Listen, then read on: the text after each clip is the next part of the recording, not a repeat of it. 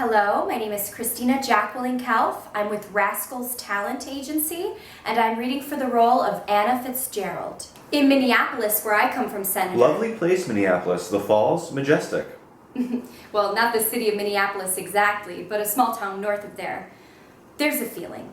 You can sense it when you talk to anyone, that we've gone about as far as we need to.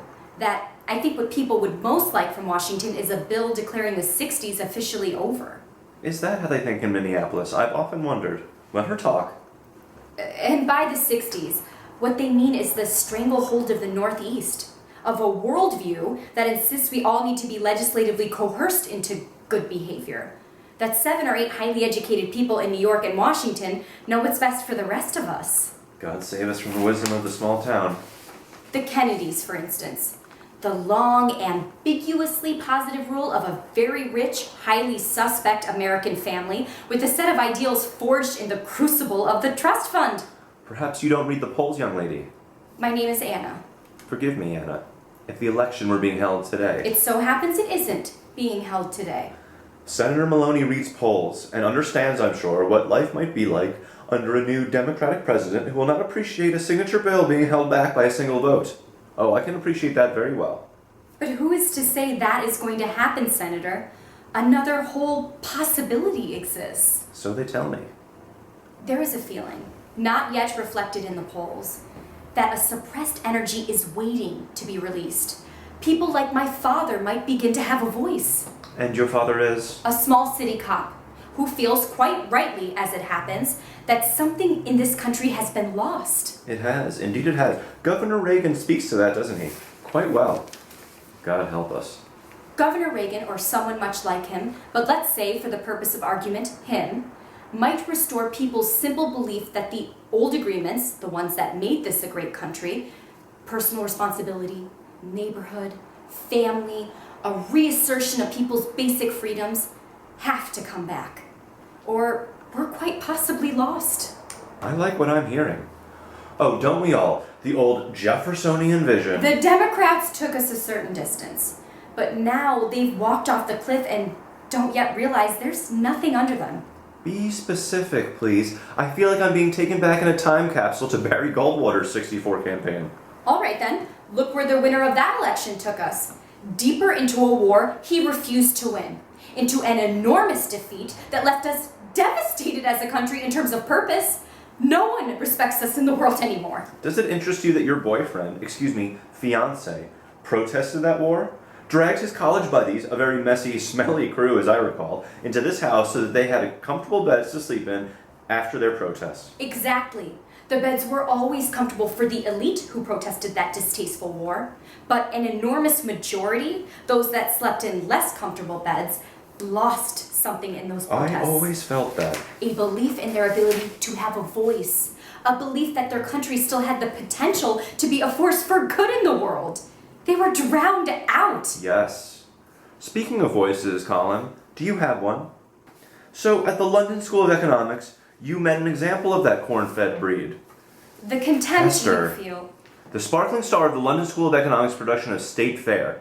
I bet you looked wonderful in gingham and tight jeans. Did you appear with a hayseed between your teeth?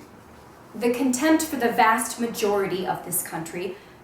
Legislate anti-racism so that people actually hate the straitjacket you've put them in, rather than allow the inevitable progress of decent people changing their attitudes over time. How much time do you think we have? You're asking black people, just wait. They've waited. It does them no real good when people are forced to think differently. No, I think it does. Senator Maloney, wonderful. She's right, of course. Let some new energy out, forcing people. What is this new energy? Is it that washed-up movie star governor? Is it him you're talking about? You can't see what he represents Calm down, because you're Esther. locked in the past. Am I really? Tell me, what's the difference between being locked in the past and insisting people remember it? Mrs. Ferris, I say this with respect. I know you see me, us, Governor Reagan as barbarians at the gates. But you have lost touch. Do you have any idea how deep it is right now? People's desire to love their country again. Oh, please. It's very hard to perceive that desire when you're locked inside this... City of conversation? We. I'm doing some very minor work with Ralph Nees, the Leadership Conference on Civil Rights. I'm familiar with the organization. Does Colin know? No. A parting shot? We're parting, is that the notion? The Republicans are parting. Call Senator Heflin and express your opposition to Judge Bork? Where's this going? Newspapers in Alabama. Don't do this. It's not me alone. This is simply the wording. Well, hold it back. We need Heflin. He's leaning your way, but he's still undecided. He doesn't need more pressure. Hold it back. Why would I do that?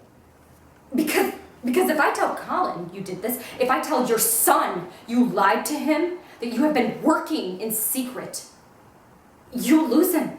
How altruistic of you. Saving me from losing my son. It doesn't matter to you. Of course it does. But relations between a mother and a son don't end over politics. Of course they do. Of course they do. This is a real fight, Hester. It's about who gets to shape the future. It matters. It's because it matters that I'm doing it. And afterwards we will forgive. God, it must have been wonderful. The feast of civility that was old Washington. Hester, the stakes have changed. We are in this because we want fiercely to protect people. Fetuses and firemen? People you believe do not need protection. And we will not stop or temper the fight just to get along. Colin will not forgive you, and neither will I. I think I can live with one of those options. Do you love him?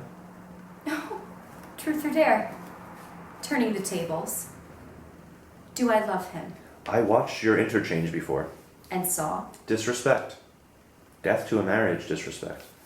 Well, you should know. Precisely. But he's my son.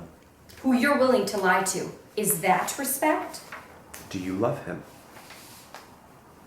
I'm worried about what this will do to us, is doing. This fight. The prospect of defeat terrifies me because, you see, I think I will be all right. I have guts, and I'm ruthless, and I'm at justice, and I will ultimately find a way to stay in a good place. But Colin, well, Colin works for Senator Gordon Humphrey of New Hampshire. And Gordon Humphrey, should this one go down, may become disgusted and choose not to run again. And it's beginning to look that way. And then what is Colin? But a man with a resume. A nice man. A nice man with a mustache. You know what I'm talking about. You marry a man. You marry his bright ambition, his spark. And then you watch. Because you can't know, can you? Watching man's life is like watching a movie, a good one. It's not quite predictable. Who will he turn out to be? Will his ambition lead him into something real, something great, or will it flatten out? I mean, he likes to cook. Crucify him. No, it's just... He's looking for ways to live the life lesser men want to live these days. The playground life, the domestic life. There's nothing wrong with that. Except it's not what I'd hope he turned into. Colin needs a victory. His senator needs a victory to keep him in the game, and I am hoping that's enough to bring back Colin's spark. So please just tear this up, please. Don't be a part of a defeat that will be very hard for your son. You will stoop that low, will you? To pretend to feelings for my son you clearly don't have, just to secure a victory. If you love a man, you don't give a damn about his ambition. Colin has always been limited. Handsome, bright, athletic, but without brilliance. You married him knowing that. But now what? The sex is not quite what it was? Is one of those ass-pinching Republicans over a justice waiting to take his place? Don't make Bork's win or loss the fulcrum of your marriage. This is all about you. You don't want to lose. Of course I don't. And I don't have to. There's a philosophy out there that says it's good to lose sometimes. It seasons you. I say bullshit. I say win all the time. Become arrogant. Arrogance gives you confidence, and it's confidence that gives you bold ideas, and bold ideas are what move the world. It makes no difference. Ralph will just reword this and run it anyway.